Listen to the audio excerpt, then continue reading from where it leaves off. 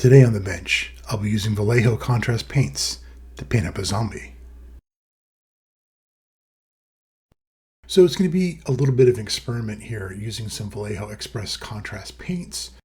I'm going to be working on a Warlord game zombie that I dry brushed here and got prepped up. And I'll be using zombie flesh. This is a newer color that I got from Vallejo Xpress. It's one of the Wave 2 paints that came out. And I've been using this a lot for Marvel Crisis Protocol. I really love the colors. They're really vibrant hues and vibrant shades. And for this one, I decided to go ahead and just try watering it down just a little bit to sort of see how it is. I wasn't too sure how well it would cover and if it maybe would be too thick. So a bit of an experiment here and really not too sure how it's going to work out, but we're going to go ahead and get at it. Working with contrast paints, you just want to try to paint carefully throughout a section that you want to be covering. And usually you're going to work with a lighter to a darker shade. Here I'm just going to give a nice even coat, painting carefully if I can to try to not get into the other sections. If you do, at least with a lighter shade, it's not too much of a problem because sometimes you can go through it with a darker shade and over those areas. But if you always, of course, mess up, you can just paint up a gray primer, a little bit of a dry brush of white, and repaint it over. You can see here, I've worked up maybe a little bit more on the back of this zombie figure. And what I sort of like about Vallejo too is that it dries a little bit wet, if you will, or a little bit slower than your Games Workshop contrast paints. So you can go back to some sections a little bit and try to get rid of any brush strokes. And what I have here finally is the zombie shade that's painted up. It's a little bit more of a light beige color. I wish it was maybe a little bit more gray. And so I was sort of debating there, how I'm going to be going forward with this. If maybe I want to mix it a different color, but I decided to go ahead with it. Now for the jeans, I've used this before on other miniatures. Storm Blue is just perfect. It's a perfect shade. It really gives a wonderful color. And here, I won't even thin it out. Just go ahead and use it directly from the pot. Just, of course, mixing it up very well and get to it. I found this covers exceedingly well. And again, with a little bit more, if you have a little bit more white undercoat dry brush, you can get more of a faded look. But it's so easy to work with these contrasts. They cover very well, very quickly. And you can just, crank through miniatures in just no time. And for this, as I said, just for jeans, this Storm Blue is just a perfect color for that.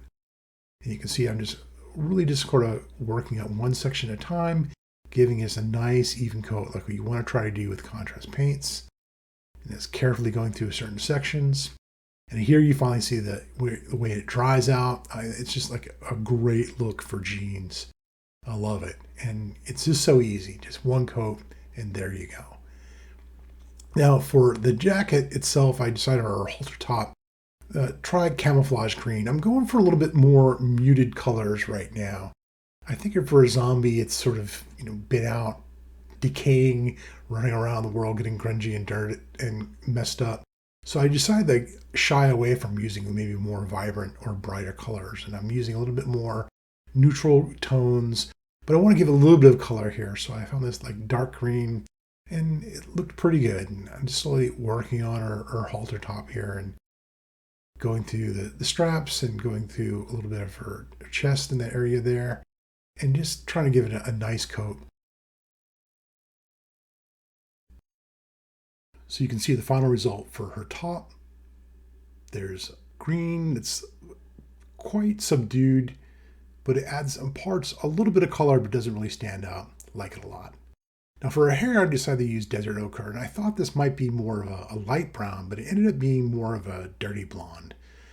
And this sort of exemplifies what I love about working with contrast paints. You just put down a coat, try to paint carefully and make sure you don't get into other sections, and just allow it to just do its thing. And, having that darker areas of the gray being dry brushed over with white just allows it to get a little bit more shading and, just a quick coat. And for this rank and file kind of stuff, you just get pretty nice results. I'm pretty happy with it.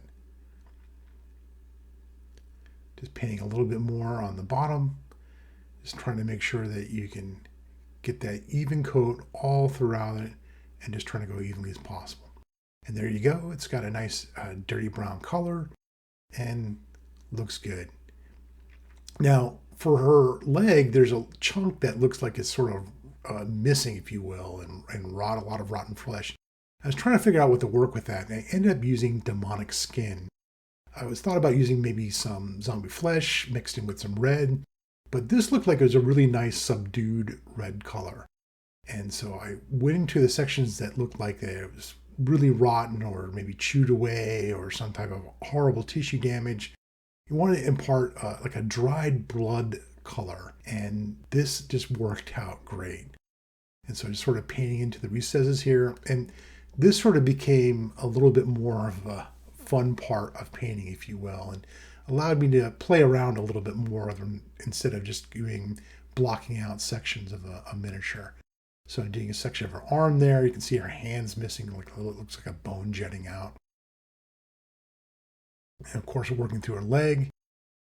There's a little cut or a deep gash down on her ankle there, so covering that in.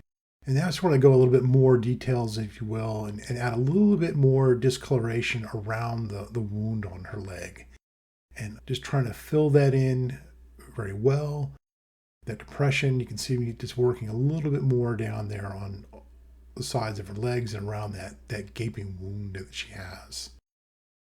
Doing the same with the arm. Just want to make sure I fill that in. You can sort of see here that I'm adding a little bit more discoloration up in the forearm and just dabbling it very lightly and, just adding a little bit more fun stuff there. And I thought, well, maybe she might have a gash on her cheek, so I put something there.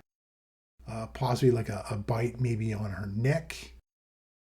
So I sort of moved on to the other side there and thought might be a good thing there to sort of work that through and add a little bit more of that dried blood look. I figured being a zombie, of course, she probably might have eaten some flesh, so I dabbled a little bit around on her mouth. And looking a little bit more detail, I noticed too, even on her hand, it looks like it has some decaying flesh there. So I painfully faded that up also with demonic skin. And this was sort of a fun part, if you will, of painting up the miniature, just adding a little bit more character and doing some nice little bit more touches of detail, if you will, rather than just going through the typical block painting. Just a little bit more on the leg there, add some distress to the figure and make it stand out. Now for her shoes, this is sort of interesting. I used a Hospitallier black, which is like an intense contrast paint ink. And it's supposed to have a little bit more pigmentation. And there it seemed to be pretty good. I think probably over a darker undercoat, it would make it much more blacker than what I had there. It just had maybe a little bit more of a touch of gray, but covered pretty well. And there you go. The zombies is pretty much done. Just a couple of details I want to try to work out a little bit there. Looks like there's bone jutting out in her leg and on her wrists. So I'm going to go ahead and cover that up and work with some regular paints doing that.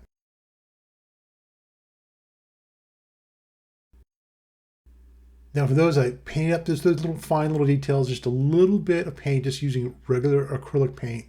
This one I used Iraqi Sand from Vallejo, and just a simple acrylic color there for that. And there you go, that's it. Just that little bit of detail, make the bone stand out.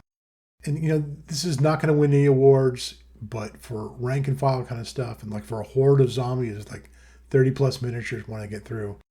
These Express Vallejo contrast paints are great, and it just leaves a wonderful look, a dingy look for these zombies. Can't wait to get back to painting more of them.